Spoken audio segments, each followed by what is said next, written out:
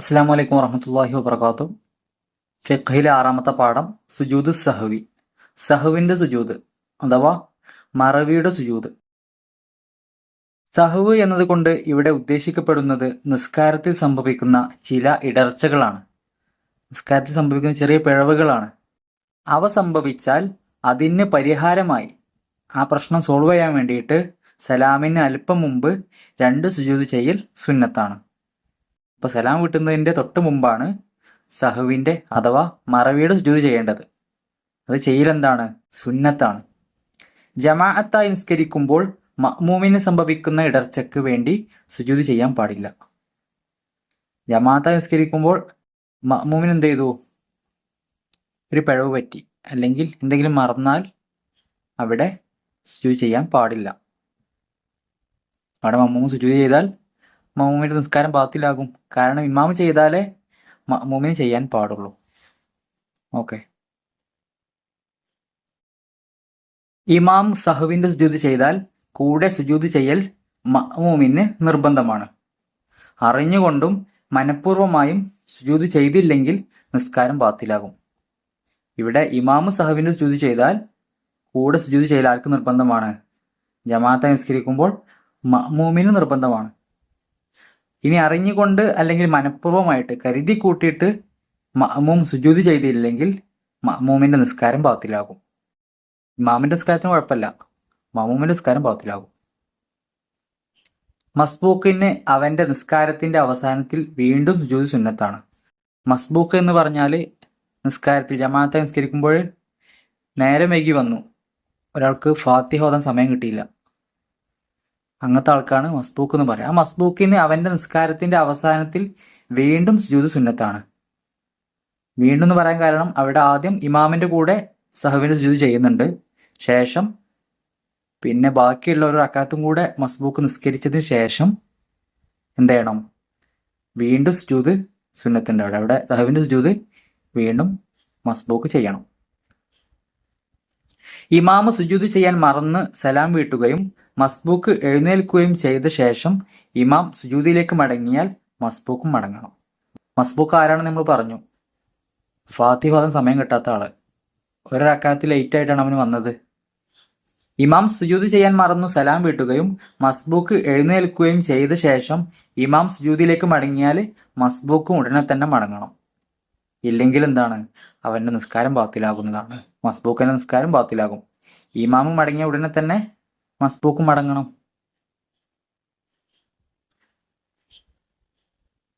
ഇനി സഹവിന്റെ സുജൂദിനുള്ള കാരണങ്ങൾ, എന്തൊക്കെ കാരണങ്ങൾ കൊണ്ട് നമുക്ക് മറവിയുടെ സുജൂദ് ചെയ്യാം എന്നാണ് പറയുന്നത്. ഒന്ന്, അബ്ആദ് സുന്നത്തുകളിൽ നിന്ന് ഒന്നിനെ മനഃപൂർവ്വമായോ മറന്നോ ഒഴിവാക്കുക. അബ്ആദ് സുന്നത്ത് എന്താണെന്ന് നമ്മൾ കഴിഞ്ഞ ക്ലാസ്സുകളിലൊക്കെ പഠിച്ചിട്ടുണ്ട്. 7 അബ്ആദ് സുന്നത്തുകളുണ്ട്. ആദ്യത്തെ അത്തഹിയാത്ത് ഓതുക, ആദ്യത്തെ അത്തഹിയാത്തിന് വേണ്ടി ഇരിക്കുക, അതുപോലെ ഖുനൂത്ത് ഓതുക തുടങ്ങിയ 7 അബ്ആദ് സുന്നത്തുകൾ നമ്മൾ പഠിച്ചിട്ടുണ്ട്. ആ അബ്ആദ് സുന്നത്തുകളിൽ നിന്ന് ഒന്നിനെ മനഃപൂർവ്വം ഒഴിവാക്കുക, അറിഞ്ഞുകൊണ്ട് തന്നെ ഒഴിവാക്കുക, അല്ലെങ്കിൽ മറന്നൊഴിവാക്കിയാൽ, ഒരാൾ ഖുനൂത്ത് മറന്നാൽ അവൻ എന്താ ചെയ്യുക?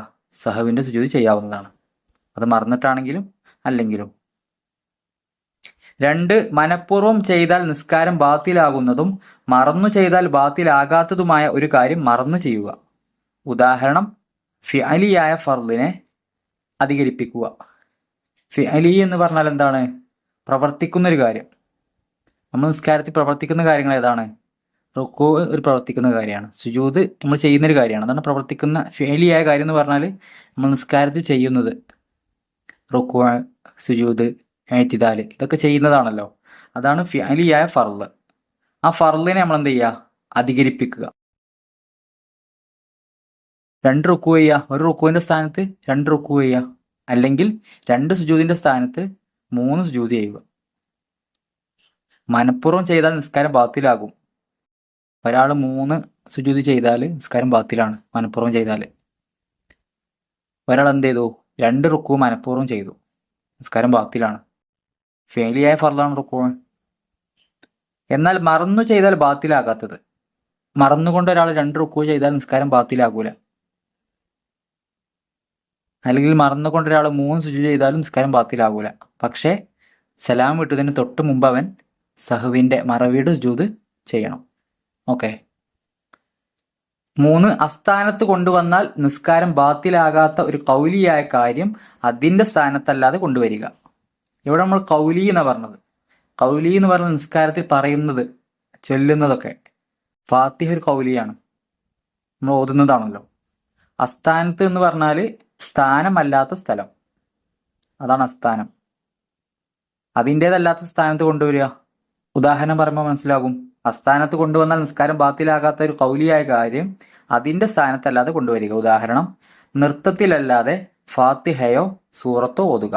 ഒരാൾ അത്തഹിയാത്തിൽ എന്തോതി? ഫാത്തിഹ ഓതി, മറന്നുകൊണ്ട്. ഒരാൾ അത്തഹിയാത്തിൽ സൂറത്ത് ഓതി, അല്ലെങ്കിൽ റുക്കോയിന് മുമ്പ് കുനൂത്ത് ഓതി. റുക്കോയിൻ്റെ ശേഷമാണല്ലോ കുനൂത്ത്, ഇത്തിദാലിൻ്റെയും ശേഷം. പക്ഷെ ഒരാൾ റുക്കോയിന് മുമ്പ് തന്നെ കുനൂത്ത് ഓതി. ഇങ്ങനെ ചെയ്താൽ അവിടെ സഹവിന് സുജൂദ് ചെയ്യൽ സുന്നത്താണ്. ഫാത്തിഹ എന്ത് ചെയ്തു? അത്തഹിയാത്തിൽ ഓതി, റുക്കുവിന് മുമ്പ് കുനൂത്ത് ഓതി. ഇനി പറയുന്നു, തക്ബീറത്തുൽ ഇഹ്റാമോ സലാമോ അസ്ഥാനത്ത് കൊണ്ടുവന്നാലും മനഃപൂർവ്വം ഫിഅലിയായ ഫർദിനെ കൊണ്ടുവന്നാലും നിസ്കാരം ബാത്തിലാകും. നമ്മൾ നിയ്യത്തോടു കൂടി തക്ബീർ കിട്ടുമല്ലോ, അതാണ് തക്ബീറത്തുൽ ഇഹ്റാം, ആദ്യത്തെ തക്ബീർ. അതോ അല്ലെങ്കിൽ സലാമോ അസ്ഥാനത്ത് കൊണ്ടുവന്നു. ഒരാൾ റുക്കൂ കഴിഞ്ഞ ഉടനെ എന്ത് ചെയ്തു? തക്ബീറത്തുൽ ഇഹ്റാം കൊണ്ടുവന്നാൽ അവിടെ നിസ്കാരം ബാത്തിലാണ്. അല്ലെങ്കിൽ ഒരാൾ റുക്കൂവിന് ശേഷം സലാം വീട്ടി, ആദ്യത്തെ തഹിയാദിൽ തന്നെ സലാം വീട്ടി, നിസ്കാരം ബാത്തിലാകും. തക്ബീറത്തുൽ ഇഹ്റാമോ സലാമോ അസ്ഥാനത്ത് കൊണ്ടുവന്നാലും മനഃപൂർവ്വം ഒരു ഫിഅലിയായ ഫർദിനെ കൊണ്ടുവന്നാലും നിസ്കാരം ബാത്തിലാകും. അറിഞ്ഞുകൊണ്ട് ഒരാൾ എന്ത് ചെയ്തു? 2 റുക്കൂ ചെയ്തു, മനഃപൂർവ്വം, നിസ്കാരം ബാത്തിലാണ്. ഒരാൾ 2 ഇഅ്തിദാൽ ചെയ്തു, നിസ്കാരം ബാത്തിലാണ്, മനഃപൂർവ്വമാണെങ്കിൽ. മറന്നുകൊണ്ടാണെങ്കിൽ സഹവിൻ്റെ സുജൂദ് ചെയ്യണം. ഓക്കെ.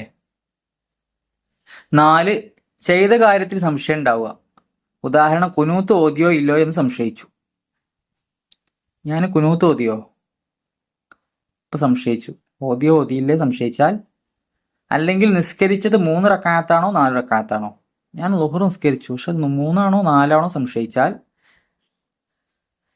എന്നാൽ സംശയം ഒഴിവാക്കി ഉറപ്പുള്ളത് എടുക്കുകയും സഹവിൻ്റെ സുജൂദ് ചെയ്യുകയും വേണം. നമുക്ക് ഉറപ്പുള്ളത് 3 ആണ്, 4 ആണോ സംശയമാണ്. അപ്പം സംശയമുള്ളത് ഒഴിവാക്കിയിട്ട് 3-ൽ ഉറപ്പിച്ച് നിർത്തുക, എന്നിട്ട് സഹവിൻ്റെ സുജൂദ് ചെയ്യണം. നമുക്ക് 4 റക്അത്ത് ഉറപ്പാണെങ്കിൽ 4-ൽ തന്നെ പിടിക്കാം, ഉറപ്പുള്ളത് നമ്മൾ പിടിക്കണം. ഇനി ഒരാൾ മഗ്‌രിബ് നിസ്കരിച്ചു, 2 റക്അത്താണോ 3 റക്അത്താണോ സംശയിച്ചു. അയാൾക്ക് കൂടുതൽ ഉറപ്പ് ഏതാണ്? ഞാൻ 2 റക്അത്ത് നിസ്കരിച്ചിട്ടുള്ളൂ എന്നാണ് കൂടുതൽ ഉറപ്പെങ്കിൽ 2-ൽ പിടിക്കുക, ഒരു റക്അത്ത് കൂടെ നിസ്കരിക്കുക, സഹവിൻ്റെ സുജൂദ് ചെയ്യുക. ഓക്കെ. നിയ്യത്ത്, തക്ബീറത്തുൽ ഇഹ്റാം എന്നിവ അല്ലാത്തതിൽ സലാമിന് ശേഷം ഉണ്ടാകുന്ന സംശയം പരിഗണിക്കപ്പെടുകയില്ല. അവ 2-ലുമാണെങ്കിൽ മടക്കി നിസ്കരിക്കണം. ഒരാൾക്ക് നിയ്യത്തിലാണ് സംശയം, സലാം വീട്ടിയ ശേഷമേ ഞാൻ നിസ്കാരത്തിൽ നിയ്യത്ത് വെച്ചിട്ടില്ലേ, ഞാൻ മഗ്‌രിബ് നിസ്കരിച്ചപ്പോൾ നിയ്യത്ത് വെച്ചിട്ടില്ലേ എന്ന് സംശയിച്ചിട്ട് കാര്യമില്ല. കാരണം നിസ്കാരം അവിടെ ബാത്തിലാണ്. കാരണം നിയ്യത്ത് പ്രധാനപ്പെട്ട 1-ാമത്തെ ഫർളാണ്. ഇനി തക്ബീറത്തുൽ ഇഹ്റാം, നിയ്യത്തോടു കൂടി നമ്മൾ തക്ബീറത്തുൽ ഇഹ്റാം കിട്ടുമല്ലോ. ആ തക്ബീറത്തുൽ ഇഹ്റാം സംശയിച്ച് സലാം വീട്ടിയ ശേഷം സംശയിക്കുകയാണ്, ഞാൻ തക്ബീറത്തുൽ ഇഹ്റാം കിട്ടിയിട്ടുണ്ടോ?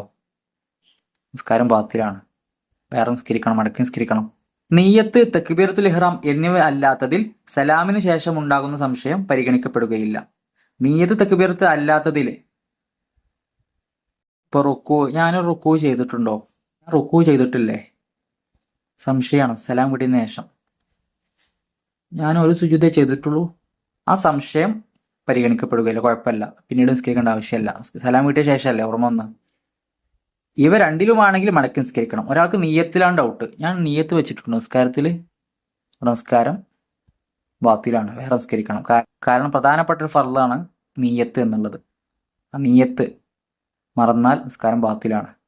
അതുപോലെ തക്ബീറത്തുൽ ഇഹ്റാം, ഞാൻ തക്ബീറത്തുൽ ഇഹ്റാം കെട്ടിയിട്ടുണ്ടോ സംശയിച്ചാൽ ആ നമസ്കാരം ശരിയല്ല, അവനെ മടക്കി നിസ്കരിക്കണം. 2 പ്രധാനപ്പെട്ട ഫർളാണ്. ഞാൻ സഹവിന് വേണ്ടി സുജൂദ് ചെയ്യുന്നു എന്ന് കരുതി സാധാരണ സുജൂദ് പോലെ 2 സുജൂദും ഇടയിൽ ഇരുത്തവും കഴിഞ്ഞ് സലാം വീട്ടണം. സഹവിൻ്റെ സുജൂദിന്റെ നിയ്യത്താണ് പറയുന്നത്.